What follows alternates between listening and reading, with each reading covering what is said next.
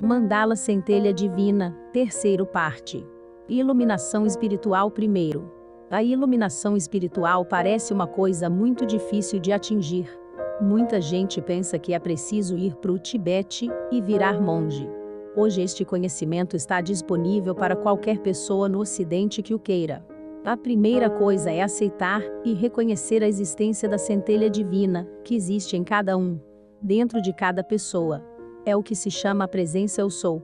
Quando a pessoa pensa no mantra Eu Sou, ela deve sentir uma pulsação no chakra cardíaco.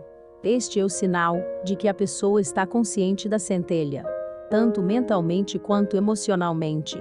A questão é que o paradigma vigente no Ocidente não aceita a existência da centelha. É por isso que fica difícil para muita gente sentir a centelha. Quem não tem interesse que a humanidade desperte para esse conhecimento divulga que a centelha não existe. As guerras seriam impossíveis caso a humanidade reconhecesse isso, como também as torturas.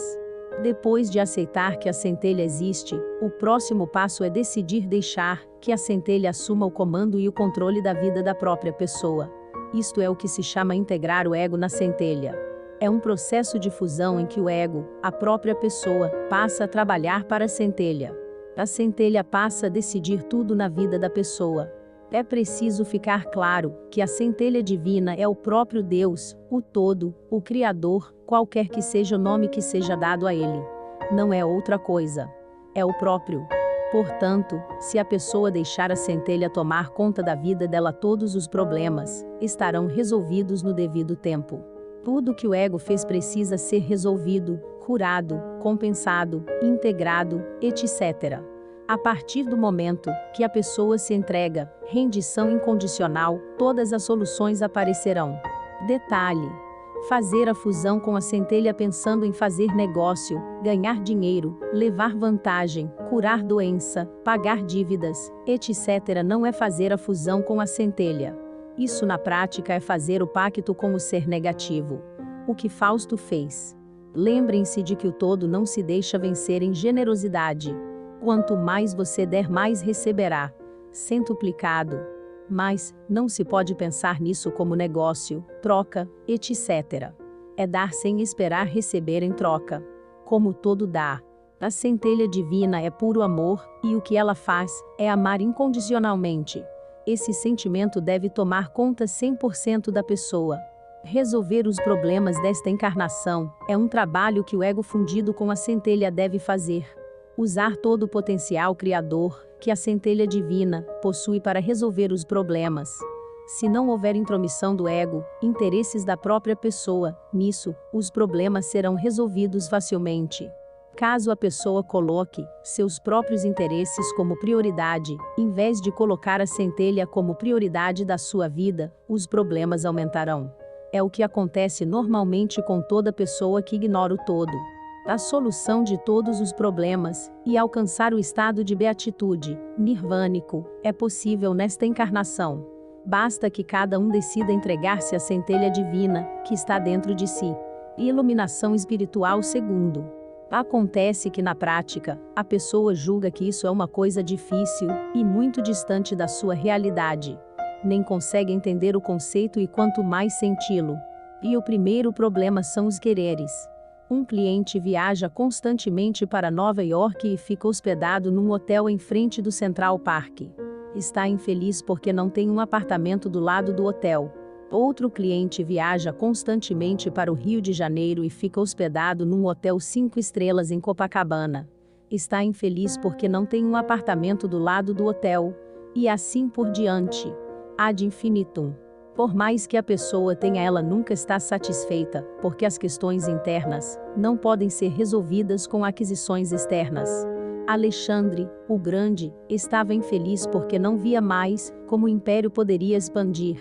Não importa o tamanho do poder ou da fortuna, a questão é sempre a mesma: ter mais. Só que esse mais nunca é suficiente. O cérebro reptiliano, complexo R, sempre quer adquirir mais e mais de tudo. Enquanto a pessoa estiver sob comando deste cérebro, não há solução para os problemas. Pode ter tudo o que quiser e ainda estará infeliz. O comando cerebral tem de passar para o neocórtex, onde está o Homo sapiens sapiens. Quando isso acontece, a pessoa decide o que é melhor para ela. Decide pelo equilíbrio. E aí pode equilibrar entre a razão e a emoção. É possível a qualquer um tomar essa decisão. Existem vários sistemas processando ao mesmo tempo. E pela razão, pelo estudo, pela pesquisa, pela experimentação, todos podem saber que a centelha divina existe. Por mais que falem que ela não existe, é uma experiência individual que todos podem ter e decidir optar. Quando a pessoa está do lado de cá, acha que não existe o lado espiritual. Quando passa para lá após a surpresa inicial, continua pensando com o cérebro reptiliano e quer mais poder. Mesmo vendo que tudo aquilo que acreditava não é real e que a realidade é outra, continua do mesmo jeito. Poder pelo poder. Se fosse racional a pessoa, ao ver que a realidade última do universo é completamente diferente do que pensava, quando estava viva nesta dimensão, a pessoa mudaria de visão de mundo. Mas, para muitas pessoas isso não significa nada. Mesmo vendo que a realidade é outra, continuam da mesma forma. Não cedem. Não mudam e se aferram mais e mais ao que já pensavam. Portanto, não é uma questão de trocar de dimensão que fará diferença. Morto ou vivo é a mesma coisa. E quando encarna novamente, continua tudo igual. Se tiver condições, fará melhor do que na última vez. Mais tortura, mais mortes, mais exploração, mais poder, etc. Depois de um tempo volta para o lado espiritual e continua a mesma coisa. Cada vez piorando mais e mais. Sempre aferrado à mesma ideia de poder. Estou contando isso para que as pessoas analisem bem a questão da iluminação espiritual e percebam que é a única solução que traz paz e felicidade pessoal. Não há outro caminho. A realidade de como o universo se impõe. É imperativo que se aceite isso. Ou se aceita o todo, como ele é, ou o sofrimento é inevitável. E isto não é culpa do todo. Catarse segundo. Quando a pessoa viveu a vida toda dentro do Matrix sem saber que estava dentro dela, e um dia descobre isso, o choque é muito grande.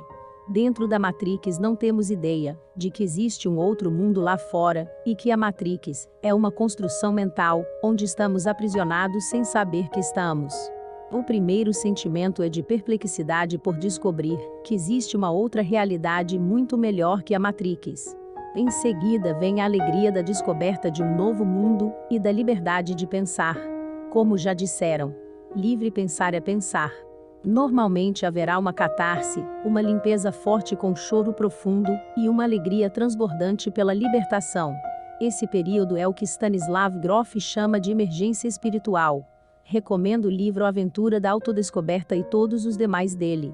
Para algumas pessoas, pode parecer que vão enlouquecer, mas é simplesmente a expansão da consciência enxergando a realidade.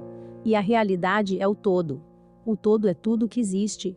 E uma parte dele, a centelha divina, está dentro de cada ser. Descobrir a realidade última é descobrir a centelha. E isso traz alegria infinita para nós. E essa alegria transborda por todos os poros.